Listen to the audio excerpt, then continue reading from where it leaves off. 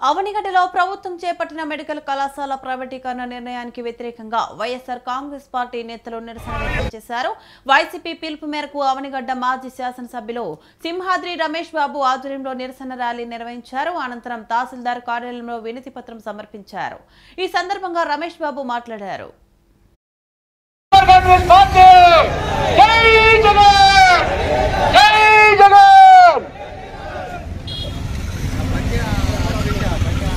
కార్యకర్తలందరినీ MRO ఆఫీసులో రావాల్సిందిగా మనం చేస్తున్నాం.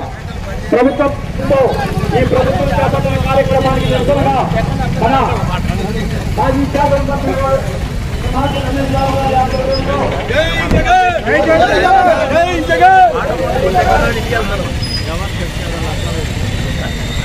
ప్రజలకు వైద్యం విద్య అందించకుండా వాళ్ళ నోళ్లు కొట్టొద్దని, వాళ్ళ కడుపు మీద కొట్టొద్దని, చంద్రబాబు నాయుడు గారికి మంచి బుద్ధి ఉండాలని ఆ భగవంతుడు ఆయన బుర్రలో దూరి ప్రతిపద మంచి చేసే బుద్ధి కలిగించాలని వేడుకుంటూ మరి ఈ రోజున ర్యాలీగా మరి అవనగడ్డ శాసనసభ్యులు మాజీ శాసనసభ్యులు రమేష్ గారు, అలాగే వికాస్ గారు, జడ్పీటీసీలు, ఎంపీలు, సర్పంచ్ ఆధ్వర్యంలో ఎంఆర్ఆర్ విజ్ఞాపన పత్రం ఇవ్వడం జరిగింది. పేద ప్రజలు చేసుకుంటారు. కారణం ఏంటి? అక్కడ అంత ఎక్విప్మెంట్ ఉంటాయి, అందరూ ఉంటారు, ప్రొఫెసర్స్ ఉంటారు, మంచిగా చెప్తారని చెప్పి ఇవాళ కూడా గవర్నమెంట్ మెడికల్ కాలేజీని చూజ్ చేసుకుంటున్నారు. అటువంటి గవర్నమెంట్ మెడికల్ కాలేజీని చంద్రబాబు నాయుడు గారు ఇవాళ సర్వనాశనం చేయడానికి, ఆర్థిక సంపన్నులకి, ఆయన అమ్మటి వాళ్ళకి కట్టబెట్టడానికి చేసే ప్రయత్నాన్ని నిరసిస్తున్నాం. నిన్న మొన్న చూశాను నేను, మన జేడీ లక్ష్మీనారాయణ గారు, జగన్మోహన్ రెడ్డి గారి పార్టీ కదా ఆయన, జగన్మోహన్ రెడ్డి గారు బాగుండాలని ఆయన ప్రభుత్వం రావాలని కోరుకోడు.